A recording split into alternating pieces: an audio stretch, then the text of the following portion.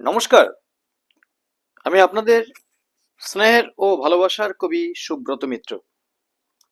সকলকে আন্তরিক শ্রদ্ধা ভক্তি ভালোবাসা জানিয়ে আজ আমি আমার সংক্ষিপ্ত বক্তব্য শুরু করছি। দেখুন, আপনারা ইতিমধ্যে সকলে জানতে পেরেছেন যে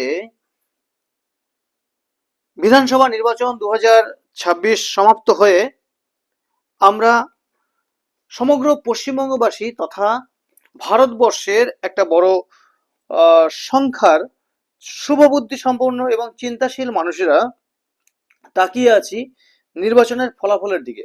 হ্যাঁ, আজ 3রা মে, 24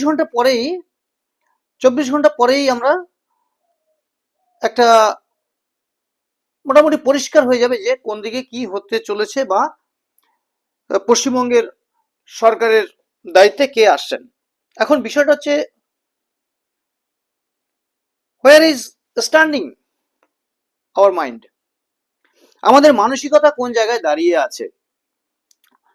আমাদের নির্বাচনকে কেন্দ্র করে কেন এত সেনাবাহিনী নিয়োগ করতে হলো, কেন এত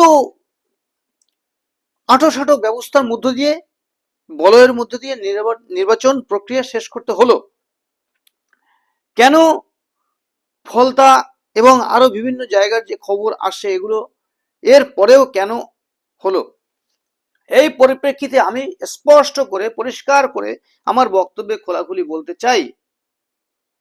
দেখুন, ক্ষমতায় যেই আসুন, যে দলই আসুক, ক্ষমতায় যে দলই আসুক না কেন, সেটা আগের আগের যে দল ছিল যারা সরকার চালাচ্ছিলেন তারা আসুক, বা তৎকালীন বিরোধী দল অন্য কোনো দল যদি আসে, আশা করি বুঝতে পারছেন, তারাও যদি আসে, রাজ্যে অশৃঙ্খলতা, দাঙ্গা, মারামারি এগুলো কিন্তু বরদাস্ত করা হবে না, এগুলো কিন্তু বরদাস্ত করব না। এতদিন যেভাবে কথা বলেছি, যেভাবে প্রতিবাদ করেছি, সেইভাবেই কথা বলে যাব। হ্যাঁ, চারিদিকে যে পরিস্থিতি, যা শোনা যাচ্ছে, এবং আমি ব্যক্তিগতভাবেও, আমি যেহেতু আপনারা দীর্ঘদিন ধরে দেখেছেন যে আমি বিভিন্ন বিষয়ে আমি অন্যায়ের বিরুদ্ধে প্রতিবাদ করার চেষ্টা করি, কথা বলার চেষ্টা করি, এবং অনেকে একদম ক্লিয়ারলি আমার মতামত সম্পর্কে জেনে যান, বুঝে যান। এই পরিস্থিতির জায়গায় দাঁড়িয়ে নির্বাচনের আগে, নির্বাচনের সময় এবং নির্বাচনের পরবর্তী সময়েও আমার মতো অনেক মানুষেরা কিন্তু ভীতির স্বতন্ত্র অবস্থায় দিন যাপন করছেন। এই জায়গাটা একদম আমি ক্লিয়ার করে দিতে চাই যে না, আমরা আরেকটা সন্দেশখালি দেখতে চাই না, আমরা আরেকটা শীতলকুচি দেখতে চাই না, আমরা আরেকটা কামদুনি দেখতে চাই না, আমরা আরেকটা মুর্শিদাবাদ দেখতে চাই না, আমরা আর একটা হরগোবিন্দ দাস, খোকন দাসকে দেখতে চাই না, আমরা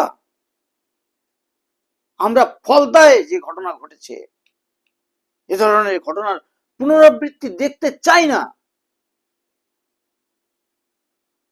চাই না। যে দলই ক্ষমতায় আসুক না কেন, একটা রাজনৈতিক দল যখন জিতে ক্ষমতায় আসেন তার প্রধান উদ্দেশ্য কি?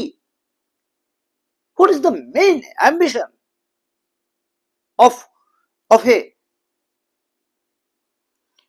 Political political community and political leaders? একজন রাজনৈতিক নেতার বা সেই গোষ্ঠীর প্রধান উদ্দেশ্য কি? তার উদ্দেশ্য ডেভেলপমেন্ট, সমস্ত স্তরে ডেভেলপমেন্টের কথা ভাবা। এবার এই ডেভেলপমেন্টের মধ্যে শাসন ব্যবস্থাও পড়ে। যত অসাধু লোক আছে, হ্যাঁ, যত অপ্রীতিকর কাজকর্ম করে বেড়ায়, এই ধরনের মানুষগুলোকে লোকেট করে তাদেরকে সাইড করে দিতে হবে, পুলিশ অ্যাডমিনিস্ট্রেশনকে ঠিক করতে হবে, শিক্ষা ব্যবস্থাকে ঠিক করতে হবে, চিকিৎসা ব্যবস্থাকে ঠিক করতে হবে, আমাদের ছোট ছোট ছেলেপুলেদের, বাচ্চা কাচ্চার যাতে ভবিষ্যৎ একটা সুন্দর সুন্দর একটা কাঠামোর মধ্য দিয়ে এগোয়, তার জন্য আমাদের সকলকে উদ্বুদ্ধভাবে এগিয়ে পড়তে হবে। তবেই তো একটি জাতি, একটি দেশ, একটি রাজ্য, একটি সমাজ সঠিক দিকে নিয়ন্ত্রিত হবে। কি মনে করেন, কি মনে করেন আপনারা যে এই যারা বিভিন্ন জায়গায় প্রোটেস্ট করছে, কথা বলছে, প্রতিবাদ করছে, তারা কি একটা দলের হয়ে করছে? সকলে না। হ্যাঁ, আমি কথা দিচ্ছি সকলে নয়। যদি দল পরিবর্তন করে অন্য দল এসে যায় ক্ষমতায়, আমি আজকের এখান থেকে ঘোষণা করে যাচ্ছি, আমি কিন্তু তারা অন্যায় করলে তাদের বিরুদ্ধে কথা বলবো, কথা বলবো, বলবোই বলবো। সেদিন মনে করবেন আজকের যারা ক্ষমতায় ছিলেন এই কিছুদিন আগে অব্দি, এই এখনো ধরে নিন ক্ষমতায় আছেন প্রায়, সেই শাসক দলের রাজনৈতিক লোকেরা তখন বলবেন, হ্যাঁ কবি সুব্রত মিত্র ঠিক। কিন্তু তার আগে যদি এই ধরনের মানুষের উপরে আপনারা নানান রকম করে এ করে ফেলেন, তো সব শেষ। এরকম কিন্তু রাজ্যের বিভিন্ন জায়গায় হওয়ার সম্ভাবনা আমি দেখছি। It is not good, it is very dangerous of a society, poisonous. এটা বিষক্রিয়া ছড়ায় সমাজে, এবং এটা দেখে দেখে দেখে দেখে ছোট ছোট ছোট ছোট ছেলেমেয়েরা এগুলো দেখছে, শিখছে, এবং দিনের পর দিন, বছরের পর বছর এগুলো দেখতে দেখতে দেখতে দেখতে তখন তারা এই হিংসা, মারামারি, লুটতরাজ, দাঙ্গা এগুলোকেই তারা সিস্টেম ভেবে নেয়, আর প্রকৃত সিস্টেমটা তারা ভুলে যায়। এটা করবেন না, এটা করবেন না। যারা রাজনীতির সাথে যুক্ত আছেন এবং রাজনীতি করে যাদের পেট চলে, তাদেরকেও বলছি একটু বিবেককে জাগ্রত করুন। জানি যখন প্রতিবাদী কোনো মুখ আপনাদেরকে বিথে কথা বলে সরাসরি, তখন আপনাদের একেবারে চোখে, মুখে, বুকে সব জায়গায় এরকম গুঁতো লাগে। হ্যাঁ, ওই গুঁতোটা লাগানোর জন্য কিন্তু তারা কথা বলে, আমাদের মতো লোকেরা কথা বলে। সেইটা যখন নিজেদের মধ্যে সেটাকে অবজার্ভ করে নিজেকে পরিশোধন করতে পারবেন, সেই দিন আপনি প্রকৃত মানুষ হয়ে উঠবেন। আর সেটাই আমাদের মতো মানুষের লক্ষ্য। আমরা পলিটিক্স করতে আসিনি। আমি বলছি তো, দল যদি পরিবর্তন করে অন্য দল আসে, তাদের সামান্য কিছুদিন একটু সময় দিতে হবে, দেব, যে বসে তারা একটা জায়গা দখল, মানে জায়গাটাকে ঠিকঠাক করে গুছিয়ে নিয়ে সিস্টেমটাকে চালু করতে এটুকু যা সময়, তারপর সিস্টেম চালু হয়ে গেলেই যখন সিস্টেমের মধ্যে উল্টোপাল্টা দেখবো, কবি সুব্রত মিত্রের মতো মানুষেরা আওয়াজ তোলা শুরু করবে। আবার আবার যখন যে দল ক্ষমতায় থাকবে, তখন সেই দল আমাদের মতো মানুষদেরকে দেখতে পারে না। এটা সিস্টেম। আর আমাদের মতো লোকেরা আছে বলে এই ধরনের মানুষেরা ভুলের পরিমাণটা করতে করতে পুরোটা ভুল করার আগে দুবার চিন্তা করবে যে কিছু মানুষ তো আছে যে কথা বলার জন্য, আর কিছু মানুষ কথা বলার জন্য থাকা প্রয়োজন, প্রয়োজন আছে কিছু মানুষ কথা বলার জন্য। যাই হোক, বক্তব্য দীর্ঘায়িত করব না। রাত পোহালেই কিন্তু ভোটের ফলাফল বেরোতে চলেছে। সবাই অধীর আগ্রহে আছেন যে পশ্চিমবঙ্গের বিধানসভা নির্বাচনের ফলাফল কি হবে, 2026 সালের পর ক্ষমতা কার দিকে যাবে। হ্যাঁ, এই মোতাবেক আমি সকলকে বলবো, বিশেষ করে যারা রাজনীতির সাথে যুক্ত আছেন, হ্যাঁ, রাজনীতির নেতাদের পিছনে পিছনে ঘুরে ঘুরে মোটামুটি তাদের চলে টলে, হ্যাঁ, তাদের তো একটা বড় টেনশন। তারা অনেক সময় অনেক কাজকর্ম করে ফেলেছেন বা ফেলবেন। একটু সামলে কাজকর্ম করবেন, যে দলেরই হোক একটু সামলে কাজকর্ম করবেন। সবসময় সবকিছু স্বার্থের জন্য, পেটের জন্য করা যায় না, করা উচিত নয়। তাহলে আবার অন্য আর একজন আবার তার স্বার্থের জন্য আবার আপনার উপরে এ করবে, এটা ঠিক নয়। আমাদের কথা নয়, ছেড়ে দিন। হ্যাঁ, আপনাদের মধ্যে তো একটা গঠনমূলক জিনিস আসলে, রাজনীতির দেখুন, নেতা এবং অভিনেতা, নেতা অভিনেতা এদেরকেই মানুষ বেশি ফলো করে আজকাল দেখতে পাচ্ছি।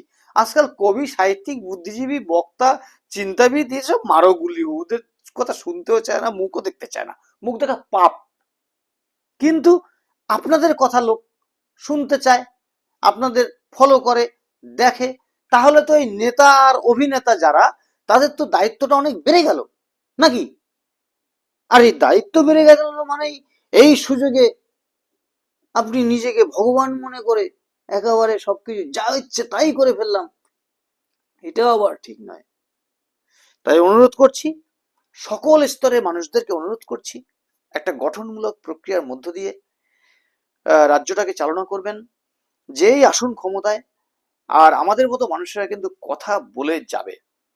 আমি খেয়াল করে দেখেছি, কথা মানে আমি খেয়াল করে দেখেছি, খুব একটা ভালো মানুষের সংখ্যা কিন্তু দেখছি না কোনো দিকেই। হ্যাঁ, আমি পরখ করে দেখেছি, তারা সবাই যে যার তালে রাজনীতি করতে ব্যস্ত। তার মধ্য দিয়ে চেষ্টা করতে হবে এদেরকে ঠিক রাখার। চেষ্টা করে যাব, চেষ্টা করে যাব, চেষ্টা করে যাব। এই এত কিছু করেছি, এ করেছি, সে করেছি, মানুষকে একটু এ করার চেষ্টা করেছি, তারা আমাকে কালারাইজ করে দিচ্ছে যে ও অমুক দলের লোক, ও অমুক দলের লোক, ও অমুক পার্টি করে, এ করে, সে করে। আমি বুঝে গেছি ব্যাপারটা, বুঝে গেছি। তবে এবার থেকে আরো সতর্ক থাকবো, আরো সতর্ক থাকবো, একেবারে সমানে সমানে থাকবো। কবি সুব্রত মিত্রই থাকবে, আর এরকম মানুষেরা এরকমই থাকবে। সবকিছু শেষ হয়ে যাওয়ার আগে একটা পরিচয় দরকার মানুষের। ধন্যবাদ, ধন্যবাদ। আমি এতক্ষণ ছিলাম আপনাদের স্নেহের ও ভালোবাসার কবি সুব্রত মিত্র, গড়িয়া নতুন দিয়ারা, রবীন্দ্রনগর থেকে। ধন্যবাদ।